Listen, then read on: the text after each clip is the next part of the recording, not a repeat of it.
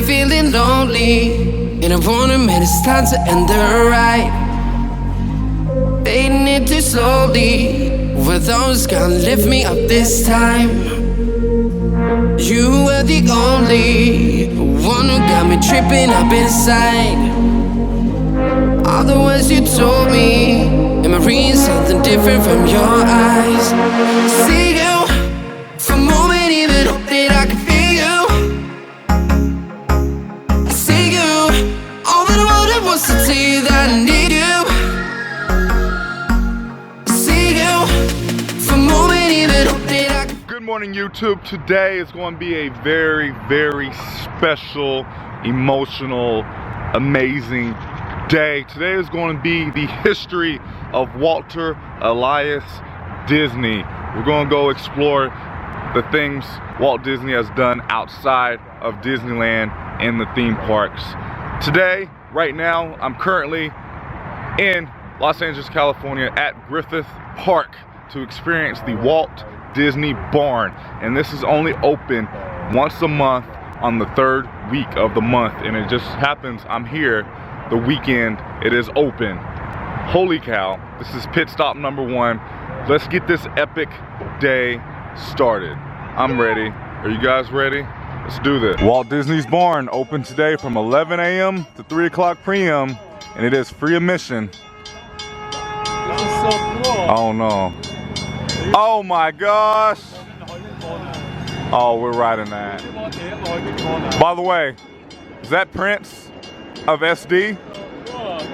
Yes, it is. You're a long way from home. A long way from home. And as we walk in, it is free admission, but they ask for donations and they give you this sticker. All right, guys, get ready to be amazed. This is Walt Disney's steam train. Like, this is the actual one. Yep. Wow. He rode this in his house. He rode this in his house. Walt Disney. Wow. And there he is, Holy. riding the train. This is Walt's backyard. And he clearly had a train track that he would ride in his backyard. And that's his barn. And that would be his house. And this is Walt's shaving kit that he used. Sorry about that. And this is Walt Disney's sink. Like he would wash his hands right here.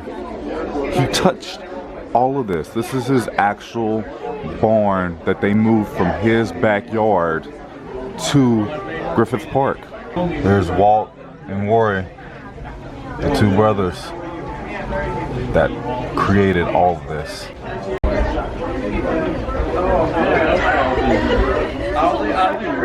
And here is Walt building this train that we're looking at right now.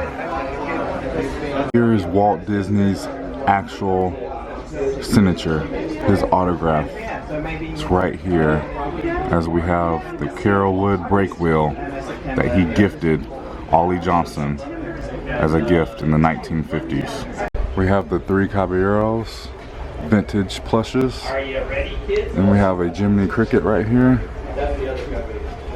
And here's Walt in front of the train that we're about to go look at.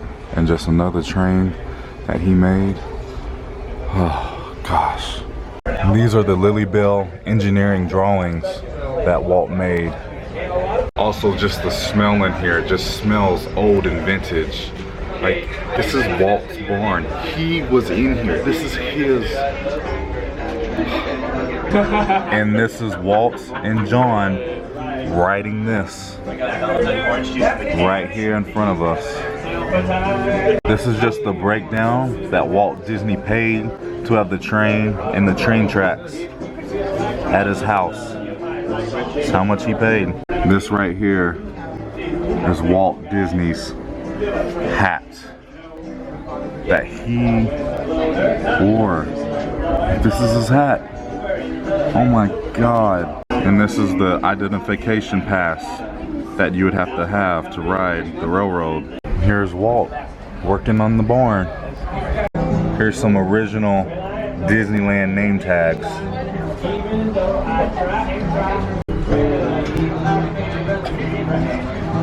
Here's the old school monorail that Walt had designed himself. And And here's the original concept that Walt made of Disneyland and the plot plan of just how the whole layout of the park was gonna go.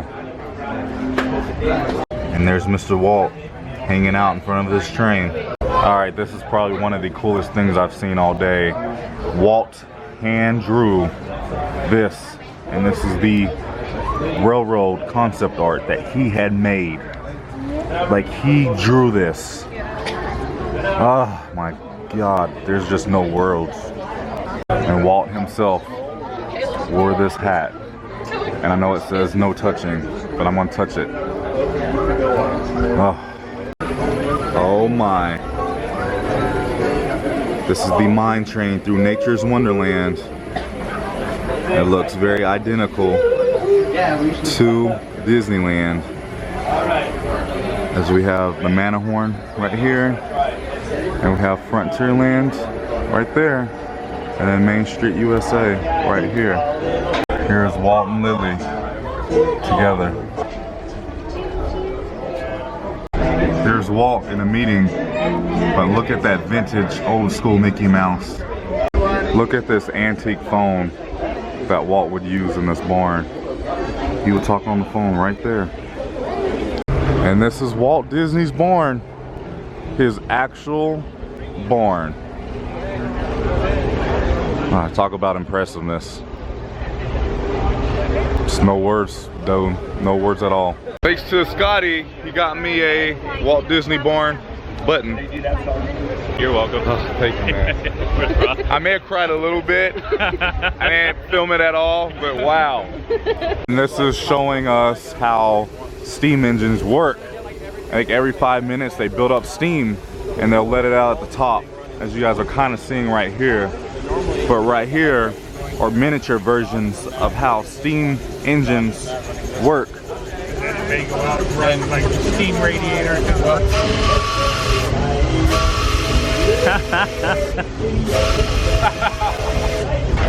And here's just a long view of the Santa Fe Disneyland train. Really, really immersive here. Well, you'll hear it, believe me. We'll be over there, you'll hear it. Here's the inside of Walt's train. I don't think I'm able to actually go inside of it, but this is gonna be the best it's gonna have to be. It smells really old and vintage in there. I love it. All right, guys, this is Art, and he's gonna give us the tour, the VIP tour. The VIP tour. Now, this may look like a train car. In fact, it may even look like a train car from the opening day of the Disneyland Railroad. But it's really a time machine. I'm going to use this time machine to take you back first about 100 years. I'm going to tell you about a young man, about 15 years old, showing up for his first day of work as a newsbutch. He's going to be selling newspapers and candy and stuff on the Missouri Pacific Short Line. He's got his nifty uniform and he's loading all his stuff on here. Now, in between walking up and down the train selling things, he spends a lot of time in this combine just like this, freight and passenger. Or he'll climb over the tender and talk to the engineers and learn how to run his own train. Now we're going to use this and move forward about 40 years from now, then to July 17th, 1955. Our hero, Mr. Walt Disney, now has his own, very own train. He's at the controls. Mickey Mouse is there helping him. So are Goodwin Knight, the governor of California, and Fred Gurley, the president of the Santa Fe Railroad. They're pulling into Main Street Station for the very, very first time. Television cameras watching and everything. Right behind that engine is the Combine, number 101. So opening day through the mid-60s, it was in daily use at Disneyland. It finally fully retired in 1974. Sat in storage for a while, went through a couple changes of ownership. Long stories there. Ended up with us, fully restored to the way it looked on opening day. But actually, we did one thing that Walt would have wanted, because Walt liked to plus things, always make it a little bit better than it was before. See, Walt paid for the trains himself. He wrote to the railroads and got the sponsorship, mortgaged his kids' life insurance policies, sold a vacation home. That's how the trains were built. The family owned the trains through the mid-1980s, but he had to save money. So put fiberglass in up on top. Now, fiberglass doesn't last very long. it gets ugly. So when we got this and went into restoring it, said what did Walt really want? He wanted that beautiful frosted glass on the top. So that was how we plus this. Restored pretty much the way it was on opening day. Wow. You could have seen us at D23 in 2017. And we're really hoping that we'll be able to be back there again. I hope so. That'd be awesome. It's wonderful to see all the Disney and Disney Railroad fans. Yes. Oh my gosh. Thank you, Art. I really appreciate that. The barn has its own Facebook page and its own Instagram, the Walt Disney's Carolwood Barn. Almost, thank goodness, man. You can't get here quick enough. Or Walt Disney's Barn. Well, you know what? You can always check out what's happening at the barn, who our special guests are going to be. We've had some great people. Oh man. They do have a souvenir store with all kinds of different books, some movies, Travels with Walt Disney, some epic postcards, some buttons which we just got. We have a barn horn, a coin, a pen, and the t-shirt. I'll take everything. I'm gonna get this. Way out there on the So I just bought me a t-shirt and I did buy some postcards that I'm going to do a live giveaway coming up. So make sure you stay tuned for the live streams of the giveaways. Here we are. We're about to ride the train. Oh man. Are you ready, bro? I am excited. I know. We feel like some big old kids right now. This is awesome. Oh man, I want to be that guy.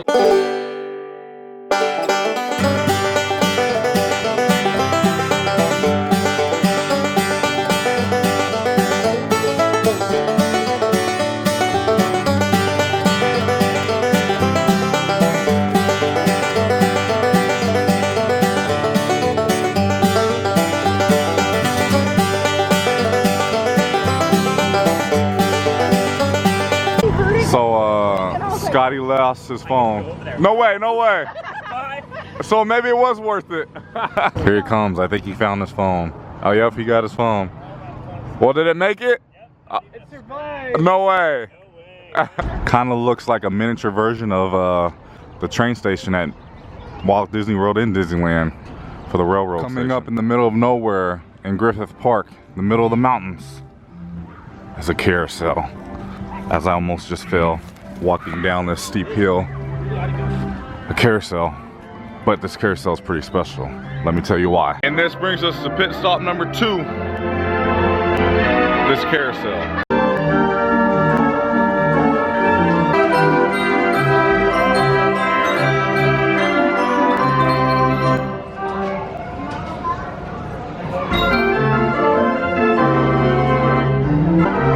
Does this look familiar?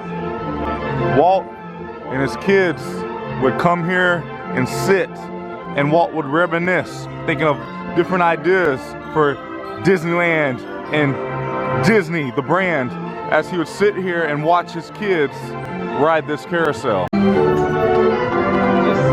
that's so cool. And they do have an old school food cart.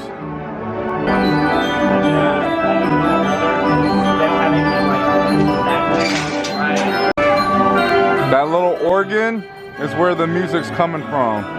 Who would have thought that I would get to be here in the middle of the mountains in Griffith Park at this historic carousel that has so much significance to Walt Disney himself and so many people. This is a big part of history. I'm just honored to be here as we celebrate Walt Disney's History Day away from the theme park. Top of Hollywood currently at the Forest Lawn Cemetery. We're gonna go pay a visit to Walt Disney himself. Just right here where the Court of Freedom is. Keep going left.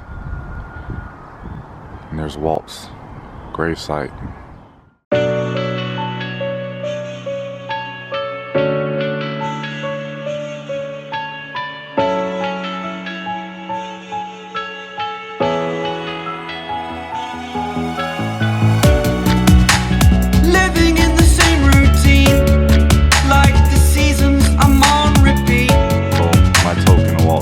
As I just got done saying a very, very long emotional prayer I want to leave him this pin.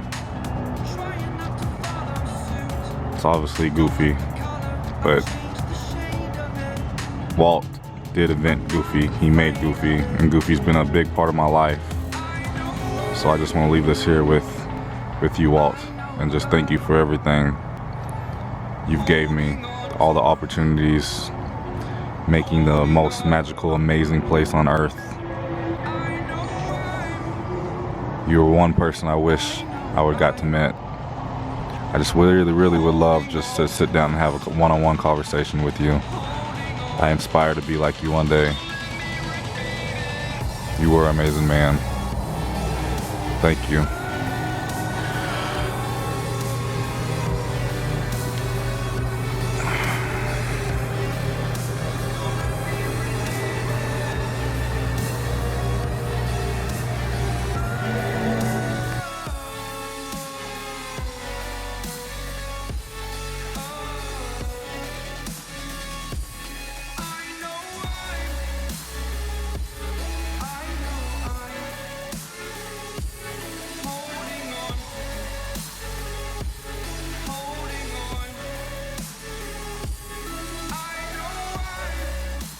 That was the best thing I've ever done in my life. One of them. Getting to come out from Disney World, out here to Disneyland, and being able to come up here, Hollywood / Los Angeles, and come pay a visit to my boss, the one man that I've wanted to meet, who inspires me for the type of man I want to be, entrepreneur, businessman, and just a guy in general. I got to see and pay a visit, pay my respects to Walter Elias Disney. And this I will remember for the rest of my life. Probably the most emotional things I've done in a very long time. So thank you guys for coming out here, sharing it with me. And this is where Michael Jackson is laid to rest. Right in this tower. All 3 stained glass windows overlook his casket. You do have to have special permission to get into this building, as the King of Pop is buried right in there. Next time on Prince Charming Dev. I am currently on Walt Disney Studios studio lot. There's the water tower, and here's stage 3. We're passing sets, and this is where they do all the filming right here. And we got Mickey Avenue. This is the original animation building. Jody Benson, the voice of Ariel. Hands are right here. Walt was, like, he walked down where we're walking. Stage number 3 is currently being used. And right there we have the main ABC studio where all the operations and the headquarters are. And this is the restaurant that Walt himself would come with his Imagineers and draw up ideas. We're gonna go inside and check this out.